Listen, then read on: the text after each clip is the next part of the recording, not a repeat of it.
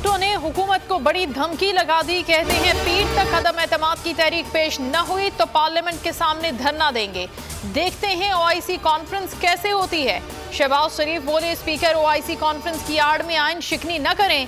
मौलाना फजलुर रहमान ने कहा हमारी मंजिल करीब है, ये जंग हम जीत चुके हैं।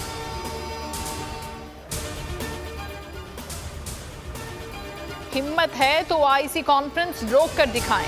वजीर दाखिला शेख रशीद का ऑपोजिशन को चैलेंज, कहा आपके साथ वो होगा कि आपकी अपनी नस्लों को नसीहत करके जाएंगे। शाह महमूद कुरैशी बोले ओआईसी हुकूमत नहीं रियासत का मामला है, भारत इस इजलास को मुलतवी कराना चाहता है।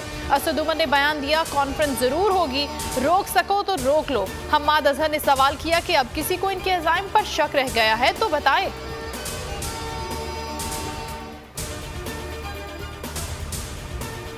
इस्लामाबाद में सियासी पारा हाई, वजीर आजम ने गवर्नर सिंध इमरान इस्माइल को वफाकी दल हुकूमत तलब कर दिया। उधर पीपल्स पार्टी ने भी वजीर आला सिंध को इस्लामाबाद बुला लिया। मुराद अली शाह इस्लामाबाद पहुंच गए, वो आज ही शहर इक़्तिदार से कराची पहुंचे थे।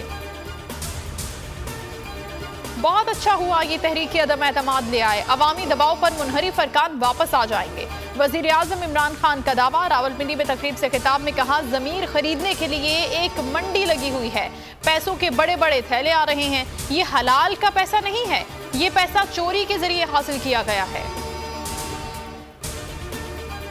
शतरंज और चालें हमारे पास हैं, हुकूमत कहीं नहीं जा रही।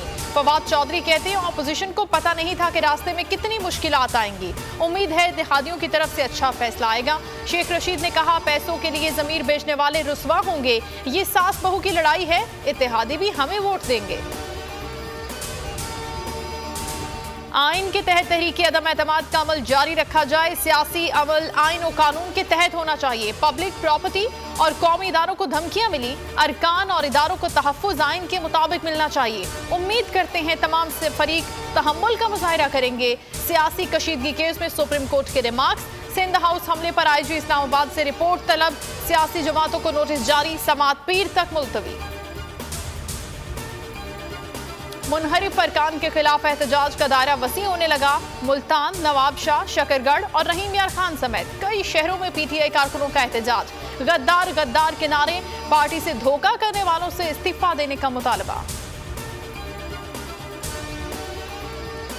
कराची शेरशाह में मैट्रिक के तालिब इल्म का बहीमाना कत्ल। वाक़े की दिल दहला देने वाली फुटेज सामने आ गई।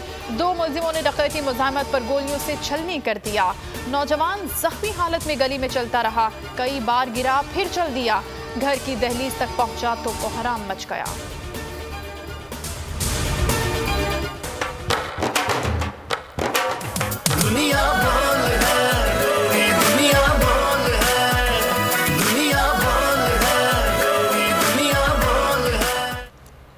और अब हर सुबह होगा नए सफर का आगाज। सियासत, खेल और एंटरटेनमेंट की दुनिया से लेकर सोशल मीडिया तक सब कुछ दिखेगा आपकी स्क्रीन पर। बोल न्यूज का मॉर्निंग शो दुनिया बोल है 21 मार्च से सुबह 9 बजे शुरू होगा।